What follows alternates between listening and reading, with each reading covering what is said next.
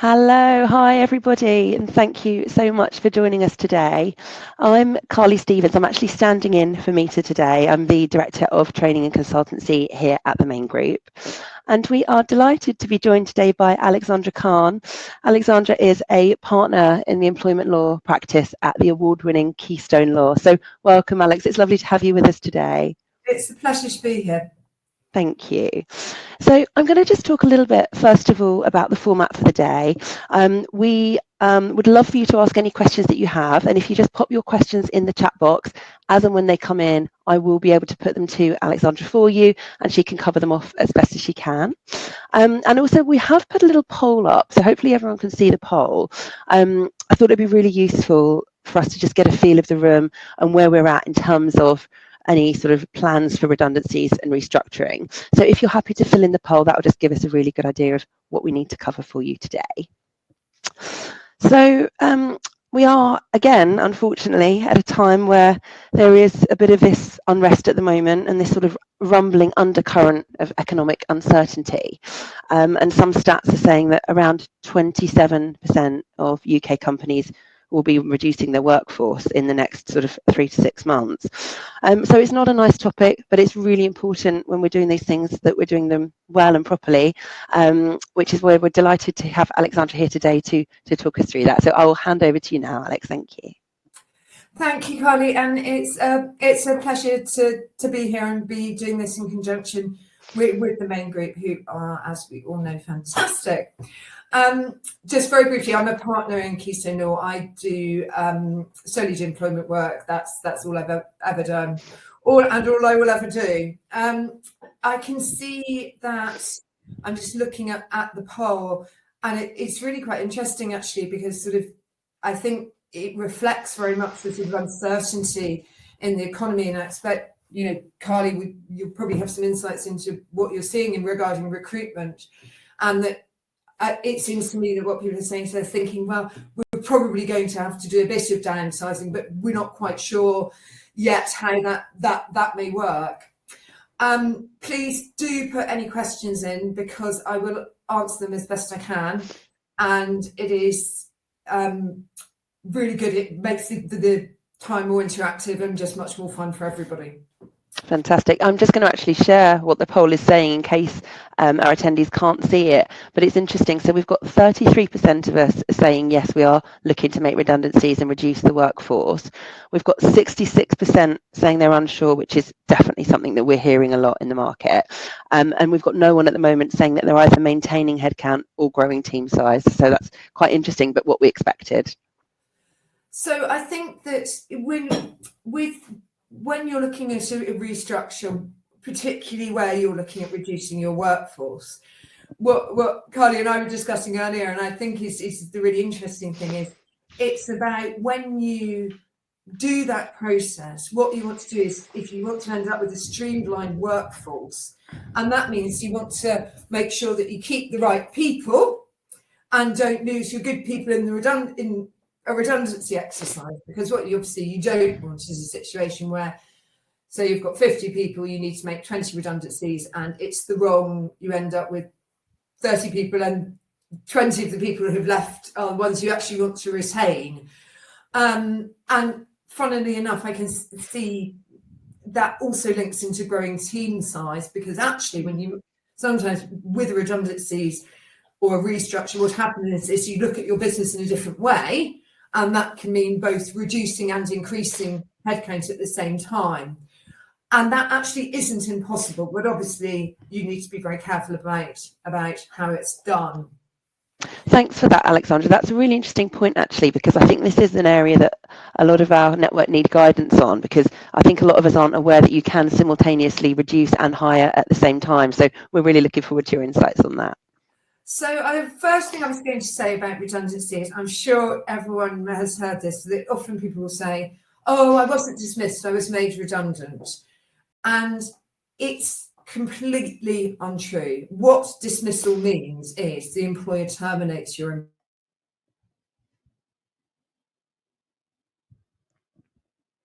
I seem to have... of the employer. I seem... The reason for your dismissal. is redundancy. And so people often think that it's not a dismissal, but it is a dismissal. So as an employer, you need to be aware that there's nothing in a way special about a redundancy situation. It is a dismissal.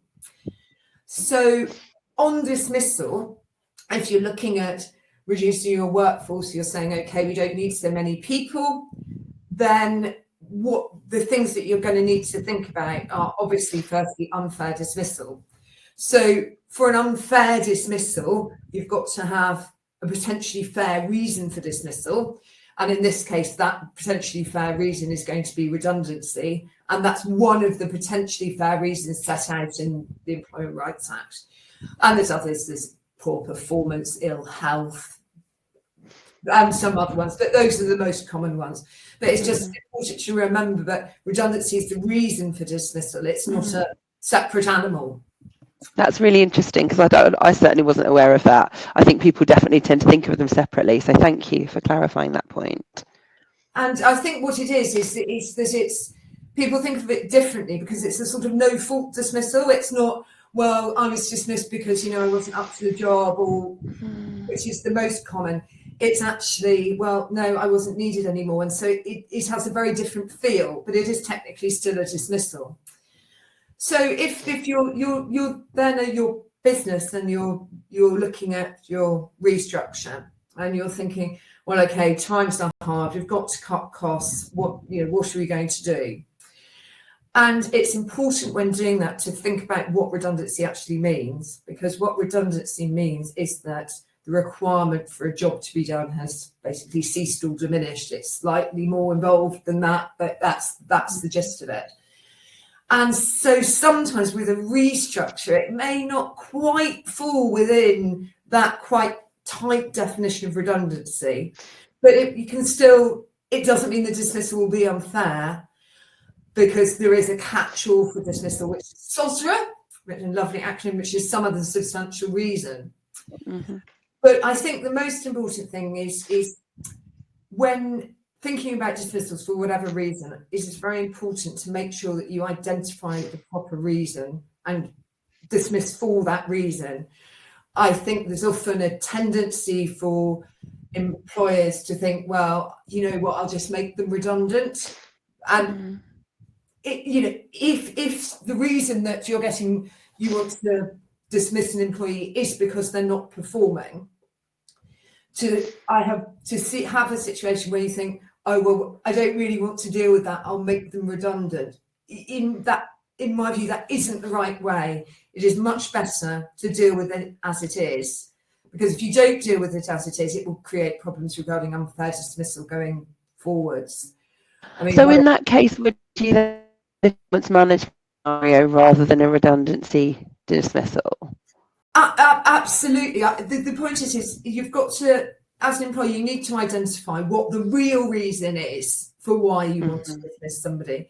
And if you try and dress it up as something else, you fall foul of it at a later stage. Much better, even if it's harder, to deal with it as it, in the real way. The other thing I'd say is with redundancies, there's two big things about them. One is that what you don't want to do is do it in such a way that it unsettles your workforce. Because obviously if you're there and you have an announcement, say you've got 50 people and you say, we're going to make 10 redundancies. If you do that, you've got 50 unsettled employees because they don't know what, they think, am I going to lose my job? The economy's different, it's hard when I get another job. And obviously what you don't want to do is unsettle the people that you want to retain, because that is what you don't want to do, is think, oh gosh, I'm going to send them, they're all going to contact the main group and think that they're losing their job and they've got to go and look for alternative work. And I will explain. You do a lot. You do hear that people will say, we're making redundancies. I don't know if it would, but I'm thinking that is really. Sorry, Carly, you broke up there a bit. Sorry. So I think that's one big consideration is is in retaining your workforce. And what you don't want to do is start a redundancy process which unsettles people that you want to retain. The other thing is in doing your redundancy process, you may well have an idea of who you want to keep and who you don't want to keep. So say, for example, you're making 10 redundancies out of a team of 20. As an employer, you may well have a pretty good idea which of the 10 you want to keep. And so I will also talk about in a minute about how you have a fair process to help you as an employer keep the people that you want, rather than losing the people that you don't want. So firstly, sorry, Ali, I thought you were frozen there. So firstly, looking at the first point regarding the issue in respect of how not to destabilise your workforce. Well, quite often, what an employer can do is it can do a lot of work behind the scenes, which means that the communications about redundancies need only go to those people who are actually at risk of redundancy. So for an example, this is very case specific, but it's just an example of in some circumstances how it might be done. We're going to take our pool of 20 again, and we're going to say, okay, well, we need to make 10 redundancies from that pool. And I'm just assuming in this scenario, everyone's doing the same job, because I'm just trying to get a point across. So as an employer, you could say to all of those team, we're going to make 10 redundancies. The problem with that as an employer is then you've got the potential of the people you really want to keep being very unsettled, being very unhappy, looking for other work. So that's the disadvantage of doing that. An alternative way is you say, okay, well, what we're going to do is we're going to decide how we're going to select our 10 people, and we're going to do that behind the scenes, so to speak. So we would prepare a redundancy selection criteria that if you are doing that, if anyone listening is doing that, it's so critical that you get that right. It's not straightforward to do it. Taking a standard document seldom works. You've got to really tie it into your business. But anyway, you get your good redundancy selection criteria, you score your 20, and then what you do is you say only to the 10, we've done this and you have come up as the people at risk. And obviously what that means is that it's only essentially the 10 people who may be made redundant who you need to notify. And that's realisation. Yeah, sorry to interrupt, Alex. I was just going to say that sounds like a really good way to make sure that you're not unsettling the people that you absolutely want to keep. Obviously, they might hear about it. Can you make it so that it has to be kept confidential, or is that tricky to do? You can make it, ask people to keep that confidential, and that would be a reasonable ask. Is likely to be a reasonable ask. In reality, it depends. I mean, it's always so case specific, because it's very unsettling for people if suddenly they walk into the office and half the team have gone and they didn't know anything about it. Yeah. So it's not. Also, I must stress, it's not always appropriate to do it like that. It carries some risk to do it like that, but one can see the sort of obvious advantage of having a situation where you only notify, so the other people effectively know that they're safe. Yeah. Then sort of looking at the other issue, which links to this, which is that if you've got people, or of your 20 again, you know which 10 you want to keep. A tendency with employers is to draft selection criteria to fit a particular scenario. So what they will do is they'll say, okay, well, we know we want to keep A, B, C, etc. So when we're preparing our redundancy selection criteria, what we'll do is we'll just choose all the questions which mean that those 10 come out as the best performers and they're not at risk. That, of course, is incredibly tempting. The difficulty with that is the more that one manipulates matters behind the scenes, the greater the risk. And obviously it is far better to do it as fairly as possible, but equally, as a practical issue, one can see why there would be a tendency to do that. But one needs to be aware that may create problems regarding unfair dismissal down the line, and also potentially discrimination. But I mean, these are sort of very, very big topics that what I'm trying to get across is that the best thing to do is to do your selection criteria honestly and fairly, understand that there will be a temptation to want to manipulate those criteria to fit a particular outcome. But the more that is done, the more you're open to arguments that, the whole process was a sham and so forth. The other thing I should say is all the things I'm saying now are where there's less than 20 redundancies within a 90-day period. If you're talking about more redundancies than that, then there's a very different regime regarding collective consultation, but we're not going to talk about that today. It's just some practical issues.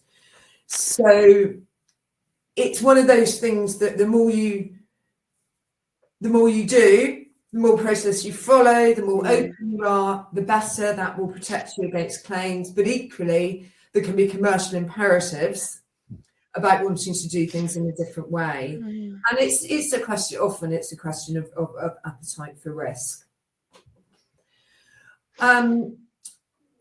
So that was what I was going to say about redundancies in a very general terms. It is. Can I ask, Alexandra, if you don't mind, what would be a fair selection criteria? Are we scoring people on their performance in the role or something else? That is, if I may say, the $60 million question. Right, I thought so. Accordingly, it's an absolutely great question.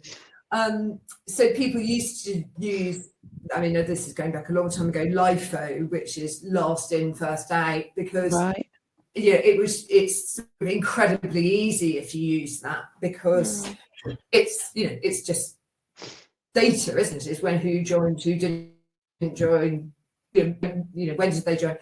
It's established law that you can't use LIFO only. That won't be good enough.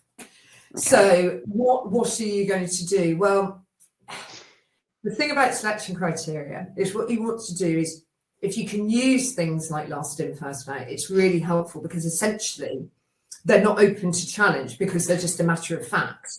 If John's been there for 20 years and Jane's been there for 10, it's just a matter of fact, and there's not much an employee can contest about that.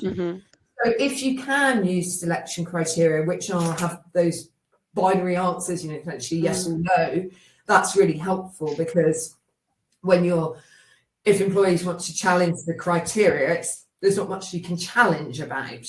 So things that we can't dispute, essentially, are the good things. But however, it's very, very hard to think about apart what other things there would be. But if there are things like, for example, financial targets, that can be very binary. In person A brought in more work than person B. That it's not. So that sort of thing is a good one. Almost certainly, you do end up having to do something on performance, and of course, the difficulty with that is that then becomes a matter of opinion, and where things are a matter of opinion, that's where it can become open to challenge.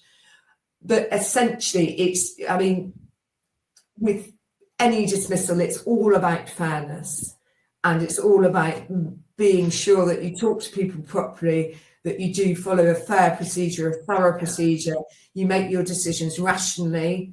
The tribunal, an employment tribunal, isn't there to tell companies how to run their business, but it is there to ensure that the employment rights regarding dismissals are observed. The other thing on redundancy selection criteria is you need to be very careful if you've got anyone who's been on maternity or paternity or any of those leaves. You need to be very careful if you've got any employees who are disabled, or there's any other discrimination angles. I could go on about this, but it's far too much to cover today. But just essentially, we need to be careful about any protected characteristics that might be within the pool. That's absolutely it. And that's the thing that you need to think about right at the start. So when you're identifying your potential pool, is you've got to make sure that you look at that so you can factor it into your selection. Yeah, and actually, I understand that there's changes, I believe, to ability to make people redundant around their maternity. So we'll probably have to do another session on that at some point, Alexandra, to cover that off in itself. The maternity, the parental leave, and all that those are very complicated. Not least because there's loads of them, and it's not just a question of looking at the Equality Act. There's a whole host of regulations. I mean, do it thoroughly, do it fairly.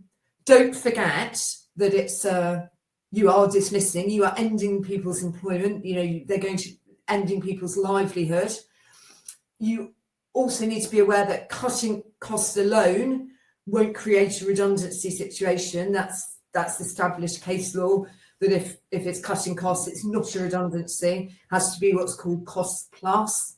So something else as well, and again, that's linked back to this requirement for the job to be done to cease or diminish.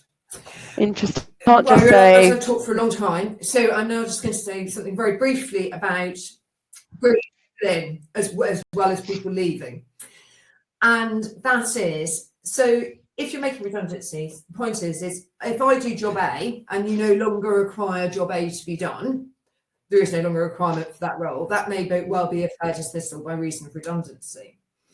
But if, because of what you're doing, you don't need job A, there's a new job B, there's absolutely nothing to stop you recruiting for job B at the same time as getting rid of job A, if that is indeed the case. There may be issues regarding whether you have to offer me, the person doing job A, job B. But you only need to offer it to me if it's a suitable alternative. Yeah. So if it's a vast different skill set, that wouldn't apply. Yeah. So, to take a very silly example, if I'm employed picking pears and the new job is doing the it's CEO, it's obviously not a suitable alternative, but it's something you need to think about. But there is nothing to stop recruitment at the same time. If you have a different requirement, you are allowed to run your business. So absolutely simultaneously, you can be doing both at the same time, as long as they're very different roles. And I would also say that I'm quite often asked, people say, well, if I make someone redundant from job A, how soon can I recruit someone back into doing job A? And people often say, oh, it's fine after 6 months. I don't know where this thing has started, that it's fine after 6 months. It's not fine after 6 months. There isn't a law anywhere which says if you wait 6 months, you can recruit back into another job. It's a complete nonsense. It's what it's about is, if the requirement for job A has genuinely gone, then that role's gone. There will be a redundancy.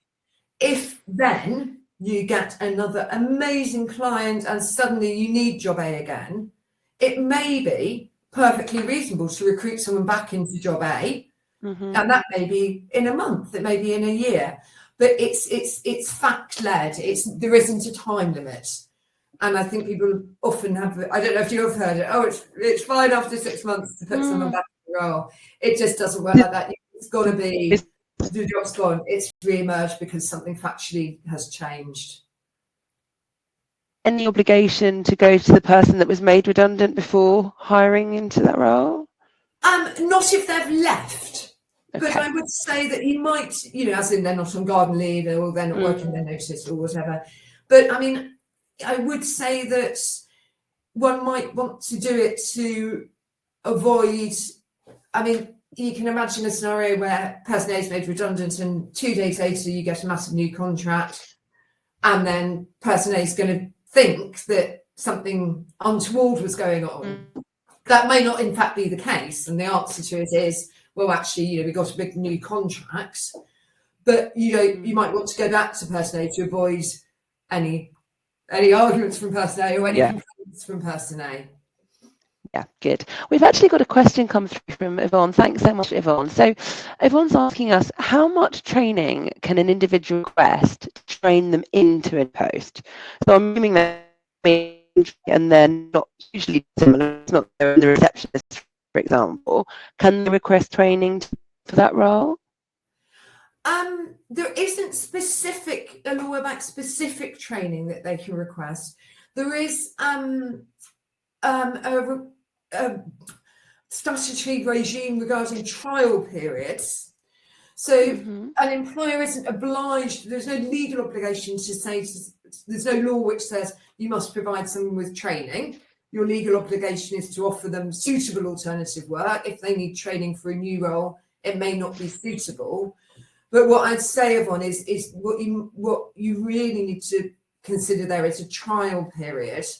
I'm not going to go into the ins and outs of the statutory regime on that, but there is a particular statutory regime about offering trial periods, and that basically means that at the end, if it doesn't work out, they still become redundant. But I mean, it doesn't mean you can't offer it as an employer. But trial is perfect, a fit for purpose role for them or not. Yes, and I mean there is a lot to be said for if you can retrain people, for keeping them, because recruitment takes time. But equally, you don't want to spend time and money training somebody for a role if it's never going to be the right one for them. It's harsh as it is. It's better to make the decision and for everybody and move on. Yeah, because we're actually told a lot of the organisations we're talking to saying want to lose people, and we're actually really happy to still role on more, which would sort of, that is definitely something I think people need to. Sorry, you broke up a bit there, so I couldn't hear. But just to remind you, actually, on training anyone with employment contracts, you need to specify in the contract what training is offered. You don't have to offer it, but you have to specify if it is what it is, and that's, people often forget, that's a relatively new requirement actually. And so people who haven't looked to have their contracts reviewed for a bit, that may well be missing. When we're hiring anyone, we need to pinpoint what training they'll be receiving at the contract stage. Yeah. Thank you for that.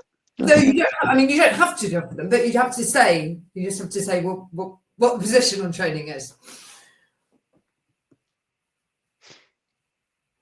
So I think I'm going to hand back to Carly now.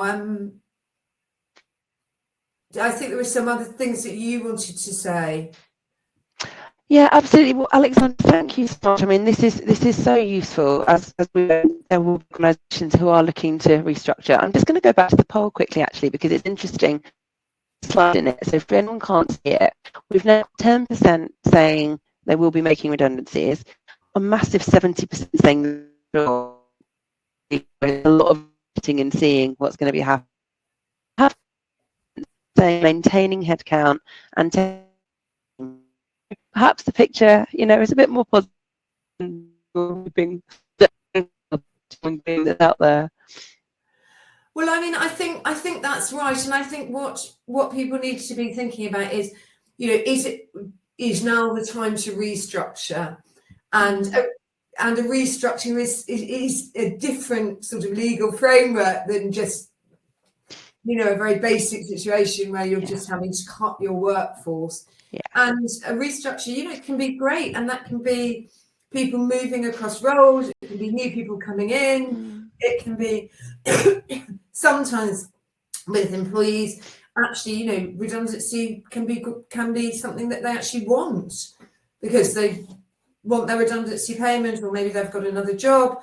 So I think that's what we're going to be seeing a lot of is essentially restructuring. That will. And the thing about that is to plan it properly from the start. Yeah, I know it's difficult, to know exactly where you want to go right at the beginning, but it is really helpful if you give that some really deep thought about where you're trying to take your business, and then you can get the right advice to keep the right people and streamline it in the right direction. Because that can just give us, a really agile workforce and rethink some ways of doing things, which can help in these uncertain times, can't it? So definitely sounds like a lot of organisations will look at that as well. I wondered if, actually, I don't know but if anyone wants to put it in the chat, there's been a lot of talk about people doing a 4-day week. And some companies that are now, some big companies are now trialing that. And I just wondered if people were considering that as a new way of developing. I mean, the way it's being done at the moment with the trials is the pay is the same, but the work's done over 4 days, not 5. But it's very interested to see what employers are thinking about that. Yeah, it's fascinating. And yeah, please do put in the chat if it's something you're considering. But I think what we'll do as well is a separate social media poll on that to a wider audience, because it's really interesting, I think, to see what's going to happen with that going forwards. I think that would be really interesting, because it is a hot topic, actually. Yeah, and then actually, if it seems like a lot of people are thinking about it, well, perhaps we should do a session on that as well, just to cover off how that could work legally speaking. Absolutely. Brilliant. So yeah, I just wanted to talk a little bit before we finish up just about how to retain your people. And I mean, Alexandra, you touched on this earlier. It's so important, isn't it, that we're communicating with the team, with the right people, and safeguarding the people that aren't at risk, and making sure that we can communicate as honestly and openly as possible. And I think it's important as well to keep morale in place by being as fair as possible. So like you say, when people can see that fair and due processes run, that will help to sort of not destabilise your remaining workforce. And another thing that a lot of organisations are asking us is, how can we avoid redundancies? How can we try to keep people? And so a lot of things that people are doing is looking at other costs they can cut. Some organisations are maybe getting rid of their office and asking everyone to work from home for a bit so that they can cut that cost rather than their staff costs. And a lot of organisations are looking to upskill their team, like we talked about before, so that they can maybe take on extra responsibilities, and then they're sort of de-risking their people from having to be made redundant. So there's lots of things you can do there. And finally, I thought it was important to touch on a bit about outplacement. So as I'm sure you all know, outplacement is when you are making redundancies, but you want to let these people leave with a really positive footprint and make sure that they go away happy and that your brand is intact as well. It's so important. And offering outplacement is actually a really great way of doing this, and it's a way of helping people that we are making redundant to make themselves as marketable in the job market as possible. And outplacement is actually something which is a lot more cost effective than organisations think. And it is a service that we offer here at the main group. So if anyone was interested in hearing a bit about outplacement, feel free to let me or Meeta know, and we can talk you through that as well. And actually, can I just add to that the outplacement does make a lot of when people are dismissed, a lot of it is about how they feel about it. If you want to avoid claims, it's all about, I think Carly's just said about, being open, being honest, because how people feel about it makes it very different about how they react to the dismissal.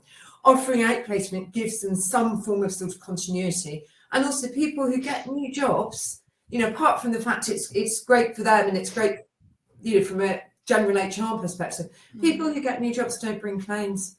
Yeah, this is it. And that's why, and that is a real risk at the moment, because the job market's not, it is challenging in some areas. And if you can get people into work, people who get another job, often they'll get another job in increased pay, because that's often how it works.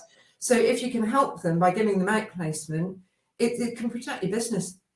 That's such a good point. So spending a little bit on outplacement can actually protect you from future claims. That's such a useful point. Thank you for sharing. Excellent. Well, I don't think we've got any more questions. Was there anything else you wanted to add, Alexandra, before we close for the day? Well, obviously, just to say, as any respectable lawyer will, obviously, not everything in this seminar is very general. It is case specific. Getting advice at the start is much more cost effective, and it's much better than getting it when things have gone wrong.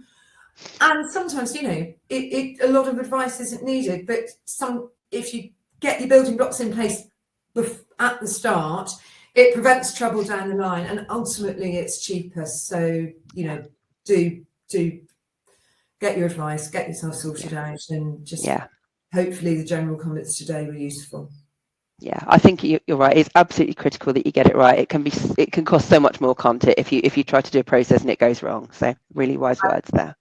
Often I see, you know, people coming in. I think if you'd come to me earlier, you wouldn't have been, you wouldn't have been in this position. And people do tend to come when things have gone wrong. But as a business, if you're looking at downsizing, it is worth making an investment at the start and getting it right. Absolutely. Well, thank you so much for your insights today, Alexandra. We're going to. Brilliant. Well, thanks everyone for joining us, and we hope to speak with you again soon, Alexandra, as well. It'd be lovely to have you back again for the next session. And I would be delighted. Many thanks. Wonderful. Thanks so much, everybody. Bye-bye for now.